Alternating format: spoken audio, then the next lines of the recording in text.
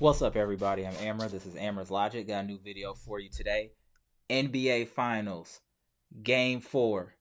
The Milwaukee Bucks versus the Phoenix Suns.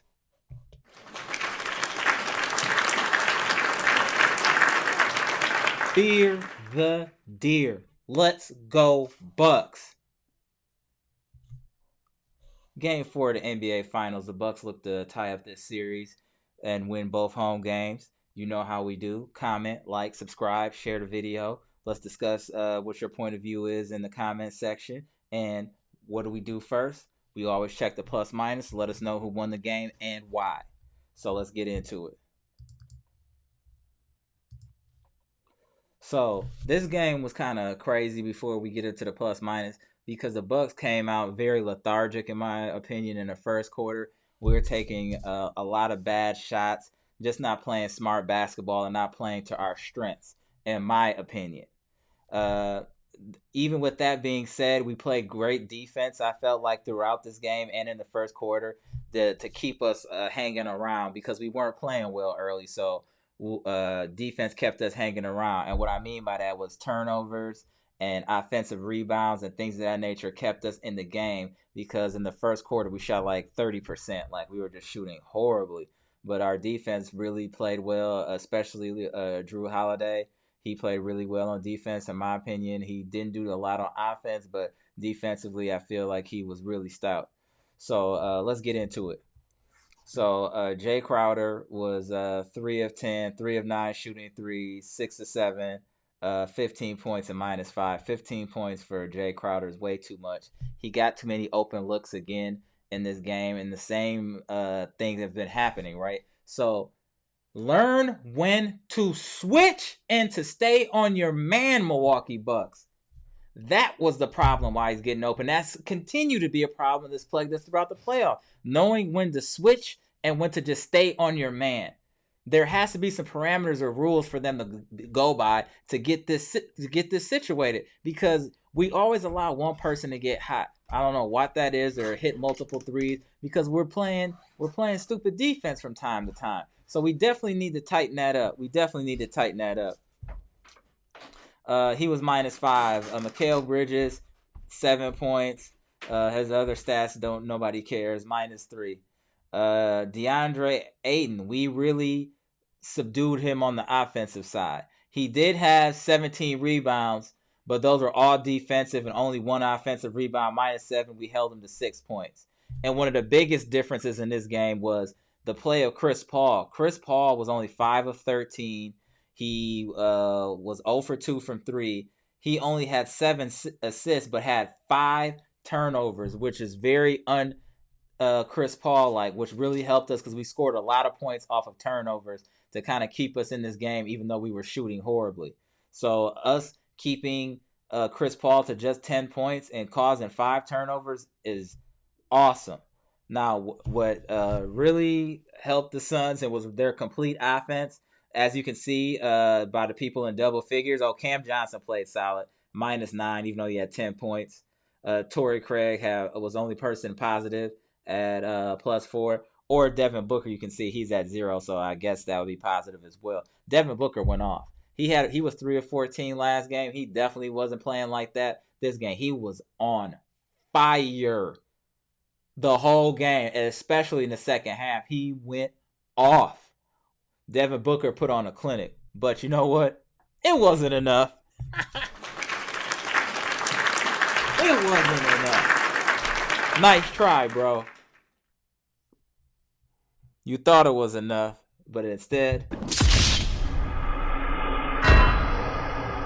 that's what happened. So let's get into the winners of this game who won 109-103, your Milwaukee Bucks. All right, let's start PJ Tucker, 0 for 1, 0 for 1 for 3, 5 rebounds, 1 assist, 1 steal, -3.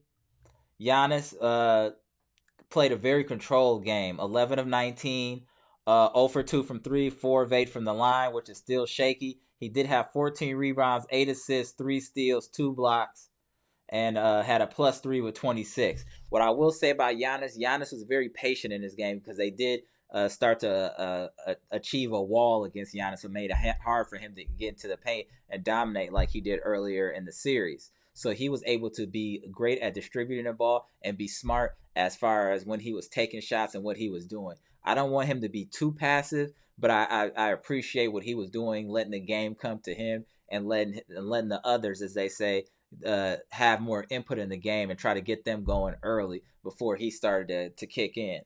So I definitely saw what he was trying to do there.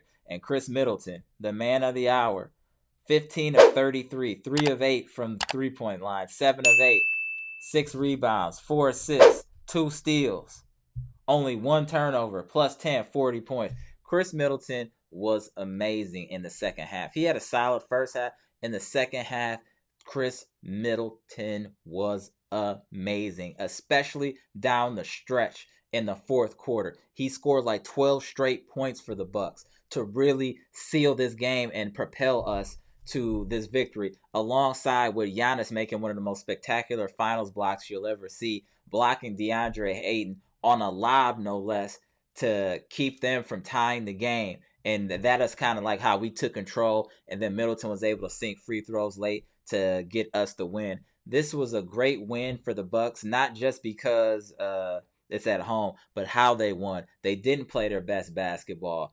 Things weren't going their way, and they just kept biting down, grinding until they were able to pull this off. One thing I'll say about the Bucks are very resilient. There's been a lot of games I'm like, oh my God, I don't know how we're going to win, and they'll figure it out a way. They're very resilient. I mean, to see how they're doing without a head coach, that it's impressive. It's very impressive. And I also like to talk about the refereeing in this game. They just didn't want to call, for whatever reason, on Devin Booker, his 6th foul to get him out of there, and when he was out there straight hacking. So I think that needs to be tightened up in the next game, and I hope because of what they did that we get a couple more calls in Phoenix. How about that? Let us get a couple more calls in Phoenix. So it was definitely a great game, very exciting game. I'm sure you guys watched it. So I really think we can take this momentum into Game 5 and get Phoenix up out of here. So also I would like to commend Connaughton. Connaughton hit some timely shots, and I feel like his contributions are just ridiculous. And he had plus 21 in this game. And also Bobby Portis was plus 7. He didn't play his best game. He was only 1 of 6. But Connaughton coming off the bench was huge. He was huge. Lopez did have 14 as well, but he was 0 for 5 from 3. Like neither Portis or Lopez played well, and nor Holiday. Holiday was 4-20, 0 of 5, 5-5 from the line. We need him to step up offensively. I think he's due for a game or two now. I feel like when we close out Phoenix, that Jrue Holiday will be a big part of us being able to close out Phoenix and win this championship. That's just my opinion. You guys can book it, but that's how I feel. Now, if you dig into the numbers here, right? The Bucks didn't shoot well. We shot 40%. You guys see that? We shot 40%. 24% from the 3-point line, 7 of 29, which is terrible. But we were 24 of 29 from the free throw line. And the other huge stat that you guys need to see here that I'm highlighting, 17 offensive rebounds. That was a huge difference in this game, second chance points. The Bucks were dominating the glass. We were dominating the glass. And I felt that was huge. Also, another reason that we were able to stay in the game, 5 total turnovers. 5 total turnovers the whole game. 5. That's how you can win when you're not playing or shooting well. Now, if we go up and look at the Suns, 17 turnovers. And we scored a lot off of those turnovers. They also didn't shoot well from 3, 7 of 23, but they did shoot over 50% from the field. They were 16 to 19 from the free throw line. And look at their offensive rebounds, only 5. That's a huge difference. Huge difference. I feel like that and turnovers were a big part of us being able to win this game and pull this out at home in front of our fans in the Deer District, Fiserv Forum. Yeah. Let's give our Bucks a round of applause for just being gutty and showing heart. They're just showing heart. I'm really proud of our Bucks. Really proud of the Bucks. I'm really proud. So like I look forward to Game 5. I expect a win from the Bucks in Game 5.